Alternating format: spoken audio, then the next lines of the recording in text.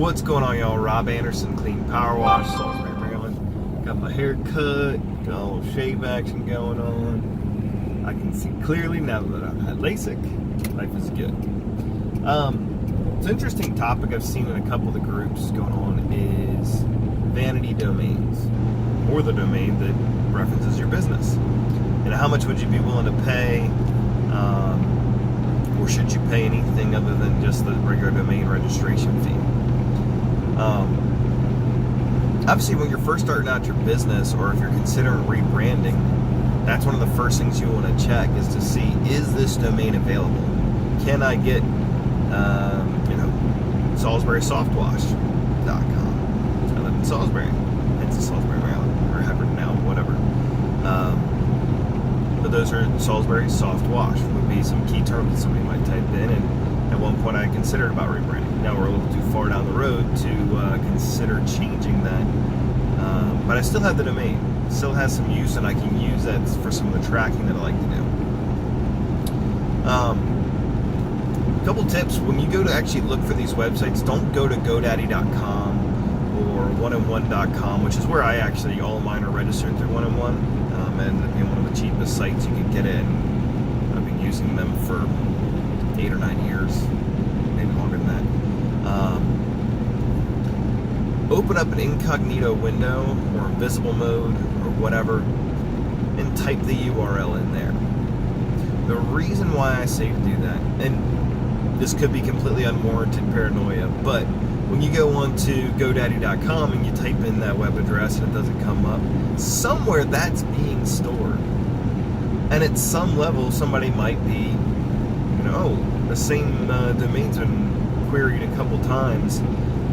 Maybe we should go ahead and they can reserve it themselves and then try to sell it for $200, $500, $1,000, whatever.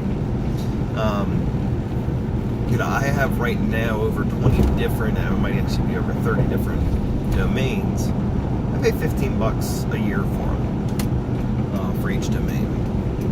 But it's good to have these other domains.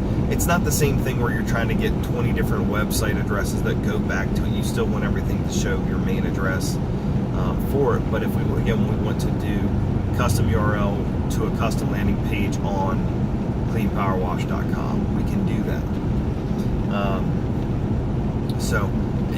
Whether or not you want to pay for a vanity URL, if it's somebody else is using that domain and it seems like it's an attractive thing, I know a couple guys that have spent a couple grand to buy it.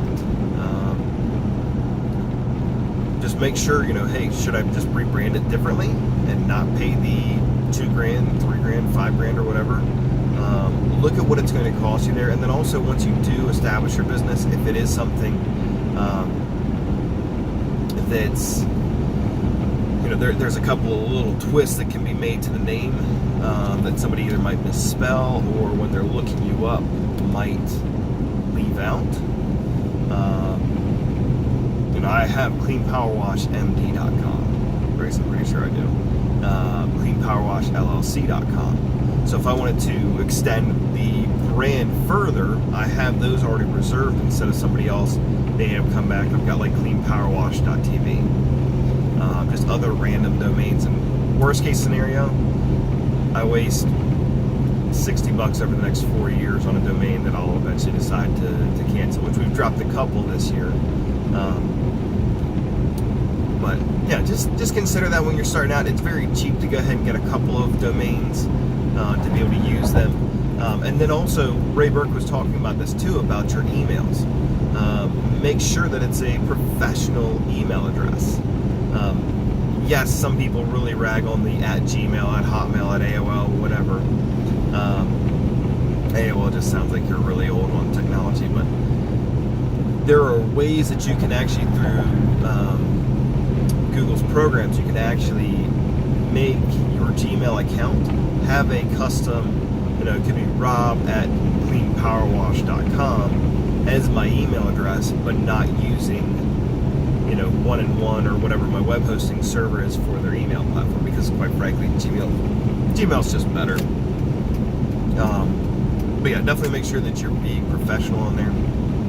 Make sure that the domain, or that your email, if nothing else, is cleanpowerwash@gmail or xyzprowash@gmail.com, not johnnylovessusie@gmail.com. That just doesn't, that sounds like you just decided to go ahead and create some business cards, and you've already taken so little effort in coming up with a good email address.